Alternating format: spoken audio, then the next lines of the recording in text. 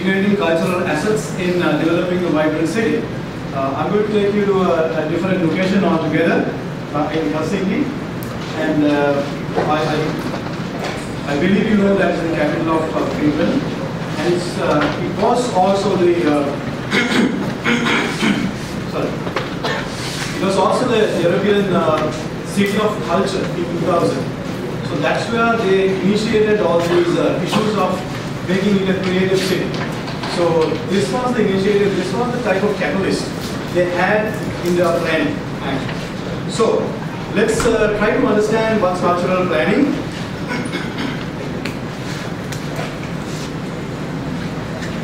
Let's try to understand what's cultural planning and what's a creative city, and then also try to understand how Helsinki actually faced this issue of becoming the European City of Culture. Arabian Ranga is the particular urban district that I'm going to focus on to, how they use the topic, the concept of creative city in this particular urban district. I'll try to conclude how and why this issue actually was successful in terms of reviving this kind of industrial area, rundown area, where there was no life as such, but eventually everything picked up as a result of this issue, this initiative. What's cultural planning? It's actually using cultural resources to urban community development and amalgamating urban planning and cultural resources, and involving culture-based activities and industries through planning. It's really important to understand how all these things do work together. And creative city was the interesting concept that came up from both America, encouraging culture of creativity in cities. So it is not just industries, it is not just economic boost, it's not just businesses, it's not just banks and insurances, but we need culture, we need creativity in the cities. That is how we can bring the life back to the cities. People need these kind of things. People need creative ideas in their habitats. They need to live with these creative industries. They need to really see a balance between creativity and the so-called sterile economic sector.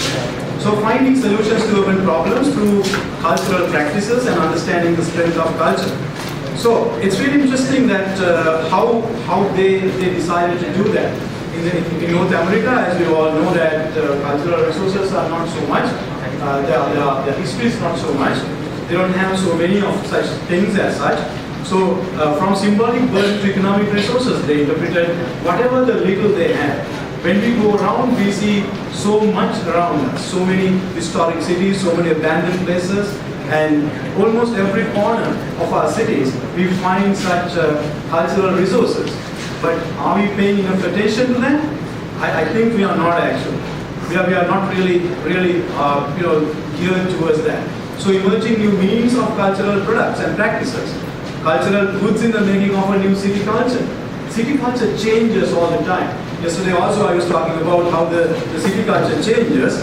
I believe that you all do understand Sinhalese, and you all have heard the song by Amardev. Kolom Karanata Mahalvi, Avantaranata Baranivi, Ehem Tapi Dedena, Balan Katapata Soduri. I'm not allowed to sing that at home, but I can sing it here, right? But anyway, ladies and gentlemen, it says that we change. As a society we change, as a city we change. We as people may age, may actually, hand it over to the next generation. It goes on. So the societies, the cities, things do continue. Cities don't get old. The things that are around us, they don't get aged, though we do, right? So creative cities, creative societies, and new city identities. This is what we are actually looking at. Sometimes back in 2005, Landry quite nicely said that cities are not after coal, gold, or steel anymore. The cities now actually can use their cultural resources to build their value base, their economy based on these things, right? So diversity of the North American city was one reason, because there was not one so-called dominating culture as such. Multiculturalism is the word that they use often, and you hear lots of languages spoken, lots of cultural practices practiced, and so it's often a case of cultural diversity actually. not just one single value system as such. So how do we interpret that? How to understand economic values, social values, phenomenological values, the place value, the places, place marketing, collective values, etc., etc. So talking about all these things, Helsinki, the youngest city of Europe, and they applied to become the city of culture of Europe. This is the interesting concept that was actually promoted by Greece. And when you compare to Greece with Helsinki, you can imagine Greece, the birth of European civilization, and Helsinki, I wouldn't say it's the end, but it's actually the latest or the youngest city of Europe. Interesting. They didn't have enough things. They thought that they had enough things. They got their independence in 1906 actually, from Russia, and then they started building their own life. They started various kinds of, they used buildings, they used architecture to make the statements. The one on the right, the picture on the right, is a history museum by an architect. This was the national romanticism. They wanted to build their own nation state. They wanted to build their own national identity. So interestingly, Finland was most known as a modernist country, and Alvar Aalto is one of the forefathers of this modernism. He's well known all over the world. He's well known all over the world for making this modernism a reality. So Helsinki started renovating their old buildings.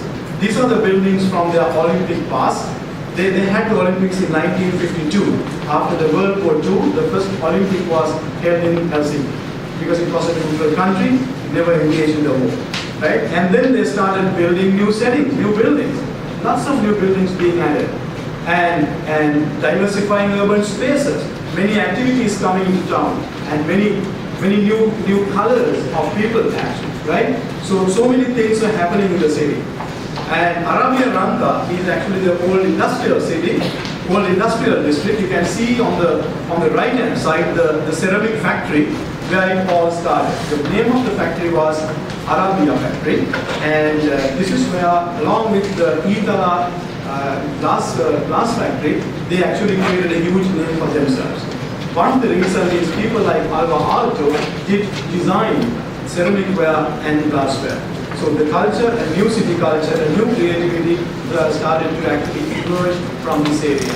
So changing faces and new meanings, and the University of Industrial Arts was later brought into this factory, and they of course wanted to display culture, display creative ideas, display creativity in their urban spaces. Various layers of Arabian Ranta was taken into consideration, and then the city added few more layers onto that. Quite interestingly, the idea was art and design for everybody. It's not just for few people whom we might actually call as elites, for everybody. So ceramic factory forming the Arabia Center for Public Library, Industrial Arts University, Open Jazz Music Conservatory, apartments for students, apartments for seniors, and then there were apartments for the mentally disabled juveniles, and various kinds of things. Lots of people were brought together. So new architectural designs you see, common saunas. Sauna is one of the major things. They call it sauna. That's one of the major things in Finnish culture. There are people put together. Just like our Lidalangi Sandu. That's where all the gossips are actually spoken. So it's part of the culture. So warm hearts in the cold climate to me, because the people were brought together. Lots of gathering spaces and etc. etc. And new planning concepts like virtual villages, services, network societies, and new land use patterns. Above all, any developer who would come to the area had to spend 2% of their investment on art and design. This was a very interesting way of promoting that. Today, it's a home for 10,000 people, living lab, the laboratory for housing research, 4,000 plus jobs in the creative industries, not bad. It's 40%, so 10,000 people, 4,000 jobs, not bad at all. 1,000 jobs in the service sector and various kinds of educational institutes. It's a very vibrant place. It's a very interesting, very diversified place. Lots of cultural resources are actually used, reused, and salvaged and reused. And then also, it is kind of unearthing them for plan for its refinement. Ladies and gentlemen, cities are the places where you and I always like to relate ourselves as our birthplaces, as the places where we grew. And some of us would not leave those places. I'm a traveler. I travel from place to place. The longest time I was in one place would be about 10 years, 15 years. And after that, I've been moving all the time. And this is the story that I have to tell you. I think Creative City Initiative is something, some layer that we have to add to Colombo development. That's where we could actually really be successful. And Hambantota, close to our university in KU, I think we really need to understand the cultural strength of Hambantota and convert Hambantota to the next creative city in Sri Lanka. Thank you very much, and thank you very much for your time. Thank you very much.